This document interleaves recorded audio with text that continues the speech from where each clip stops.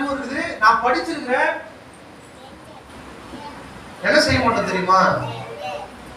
ஒரு நாளும் அந்த யோசிக்கிற இடத்துக்கு நம்ம வர்றதே இல்லை.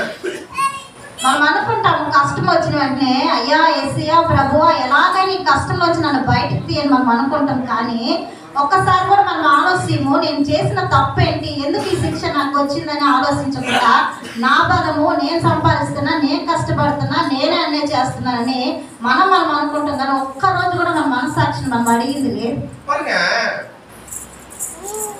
கடவுள் நமக்கு மனசாட்சி மூலமா சில சமயம் உணர்த்துறாரு, நீ இந்த தவறு செய்தப்பா, ஆனாதான் உனக்கு இந்த பிரச்சனை வந்திருக்குது அப்படின்னு உணர்த்தி இருந்தாலும் கூட நம்ம என்ன பண்றோம் அப்படின்னா அதெல்லாம் ஓரங்கடிக்கும், அதெல்லாம் நம்ம எடுத்துக்கவே மாட்டோம். ఎన్నోసార్లు దేవుడు మనకి తెలియపరుస్తాడు, నువ్వు చేసిన ఈ కార్యం బట్టే నీకు ఈ శోధన వచ్చిందని. కానీ అవన్నీ మనం పట్టించుకోకుండా దాన్ని ఆలస్యంగా వదిలేసి వాటన్నిటిని పక్కన పెట్టేస్తాం. அதுக்கு கான்சென்ட்ரேட்டே பண்ண மாட்டோம், அது ஃபோக்கஸே பண்ண மாட்டோம், அந்த பிரச்சனையை சரி பண்ணிக்க மாட்டோம், அந்த தவறை நம்ம உணரவே மாட்டோம்.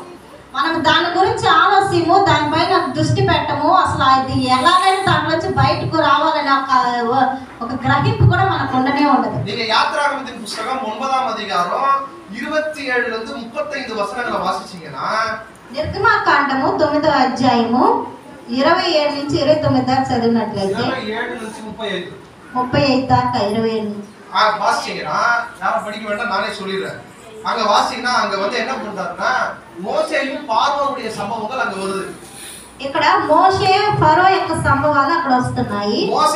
அதாவது மோசே இஸ்ரவேல் ஜனங்களை விடுவிக்கும்படி தேவன் என்ன செய்றாருன்னா அங்க ஒரு பெரிய கல்மழையும் இடி முழக்கங்களையும் கொண்டு வராரு.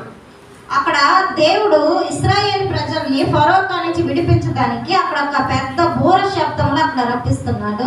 అద வந்து அதாவது எகிப்தில் இருக்கிற எந்த மந்திரவாதிகளால அத கண்ட்ரோல் பண்ண முடியாதனால மோசேவை பார்வோன் கூப்பிடுறான். ఐగుప్తులో ఉన్న ప్రతి ఒక్క మంత్రవాది దానికి కట్టుబాటు చేయని కుదరలేదు కాబట్టి అక్కడ మోషేని పిలవనంపిస్తున్నాడు. 27వ వచనంలో என்ன சொல்றான்னு கவனிங்க. 27వ వచనంలో ఏం చెప్తున్నాడు చూడండి. நான் இந்த முறை பாவம் செஞ்சேன், నేను ఈసారి పాపం చేశాను.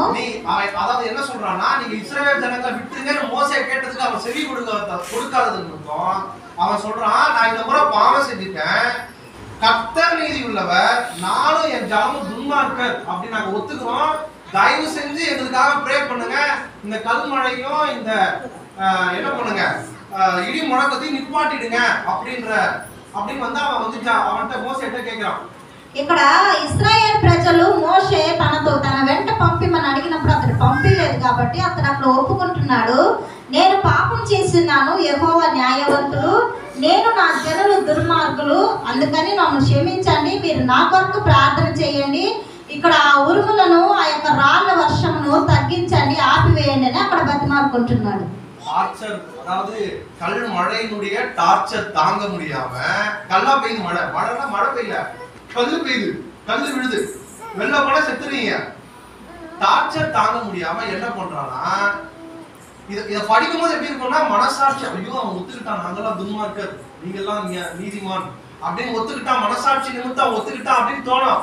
ஆனா அந்த டார்ச்சர் நிமித்தம் தான் அவன் சொன்னான். அதுதான் மோசே சொல்றான், 30ஆம் வசனத்துல சொல்றான், இப்ப நான் ஜெபம் பண்றேன், போய் நின்னுடா, எல்லாம் 29ல சொல்றான் நின்னுடா.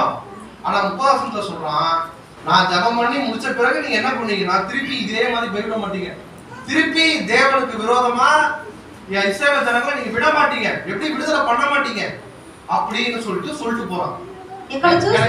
எனக்கு தெரியும்னு போறான். ఇక్కడ చూసినట్లయితే రాళ్ళ వర్షం అంటేనే అక్కడ నీళ్లు పడకుండా రాళ్ళే కురుస్తున్నాయి, బయటకు వస్తే పైన పడితే చనిపోతారు.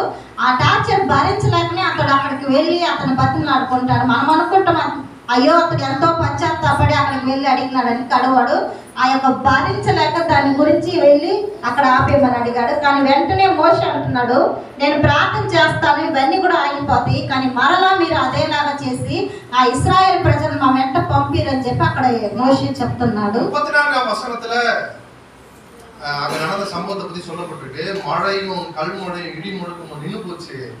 ஆனா பார்வோனும் அவன் ஊழியக்காரனும் நின்ன பிறகு என்ன பண்ணாங்கன்னா பாவம் செய்து தன் இருதயத்தை திரும்பி கடினப்படுத்தினார்கள்.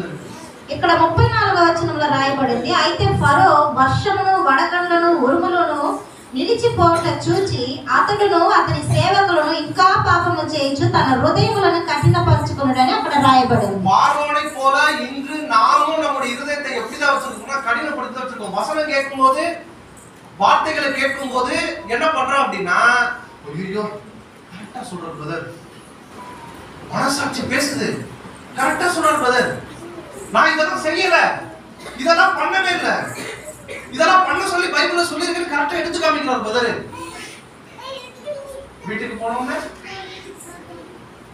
போனோம்னா என்னுடைய வசதிகளும் என்னுடைய வாய்ப்புகளும் எனக்கு கொடுக்கப்பட்ட எல்லா சுகங்களும் என்ன பண்ணுது, என்ன மறக்கடிக்க வைக்குது. அதாவது நான் என்னுடைய நான் கேட்ட வார்த்தைகள் நிக்காம போனேன்.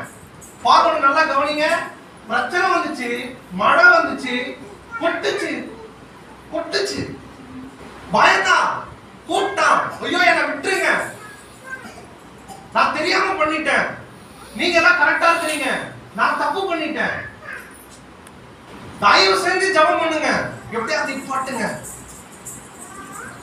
ఇక్కడ చూసినట్లయితే మనము కూడా ఫరోలాగానే మన హృదయాలను కఠినపరచుకొని ఉన్నాము. మందిరానికి వచ్చినప్పుడు బ్రదర్ మాట్లాడేటప్పుడు విని, ఆ వాక్యాన్ని విని, అయ్యో మనం ఇలా చేయలేదే, ఇలా ఉండాలని బైబిల్లో చెప్తుంది, మనం చేయలేదే, ఎలాగైనా మనం ఇంటికి చేయాలని ఇంటికి వెళ్తాము. ఇంటికి వెళ్ళిన వెంటనే మన పనులు, మన ఆస్తులు, మన అంతస్తులు, మనకి ఇచ్చిన సుఖాలను చూసి చెప్పిన మాటలన్నీ మర్చిపోతాము. అలాగనే ఫరో కూడా ఆ వర్షం పడినప్పుడు చాలా భయపడి, అయ్యో నేను పాపం చేస్తున్నా, మీరంతా మంచివారు, నా కొరకు ప్రార్థన చేయండి అని అక్కడ అడిగినట్లుగా మనం చూస్తున్నాము.